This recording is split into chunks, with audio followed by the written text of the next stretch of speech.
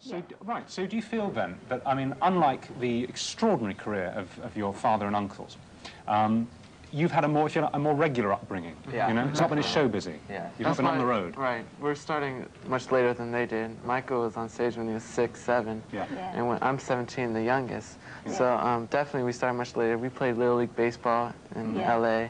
We had sleepover parties, and we were able to do that more than they were. Absolutely, yeah. Your album, I know, is dedicated to your mum, who died very tragically. Was just not very long ago, was it? About a year and a half ago. Yeah, but she loved to see you sing and dance, didn't she? She was very. That was her most exciting moments, I think. In fact, you couldn't, is it right? You couldn't decide what to give, was it Michael, for a birthday present? You couldn't, because what do you buy Michael Jackson, you know? So what did you do for him? Well, I bought him a little bookend with a little kid. It was very nice with the structure, and he really enjoyed that, because he loves to read and learn. We also got him 3T PJs. Yeah. Pajamas. Yeah. Because we always wear pajamas everywhere we go. Just to pajamas? Yeah. What, genuine pajamas? I'm wearing silk today. I shouldn't have done that. It's cold out there. But I thought you didn't you do a little impromptu concert for the family as a present? Yeah, we did. We always had Family Day, right? Which was a day once a month, or as often as we could. Right. We gathered together and we play video games or Pictionary, like win, lose, or draw, or we'd perform. So we have, you know, we're a very close family. You are, and I was reading in our notes and information about you this morning. I mean, you're there. You know more about Michael Jackson and all of them than anyone else does, really, and all of the commentators. And one would say that you would say this, but you do say, as far as you're concerned, he's a regular, just a regular guy. Oh, definitely. He's great. He's always giving to us. He gives us advice. I mean, I don't know why media try to make him seem like he's a bad guy.